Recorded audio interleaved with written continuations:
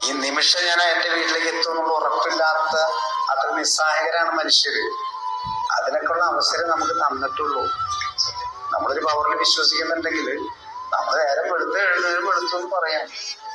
ബാക്കി ഒന്നും നമ്മുടെ കൺട്രോളില്ല. കാരണം ഇപ്പൊ നമ്മളിന്ന് സംസാരിക്കുന്നുണ്ട്, ഞാൻ തിരിച്ച് വീടെത്തുമെന്ന് എനിക്ക് അത് ഉറപ്പില്ല. ഞാനിപ്പോ നമുക്ക് ഇന്ന് കാണാം എന്ന് ഞാൻ ഇന്നലെ പറഞ്ഞു. പക്ഷെ ഇന്ന് കാണാൻ പറ്റുമോ യാതൊരു ഗ്യാരണ്ടി എനിക്കുണ്ടായിരുന്നു.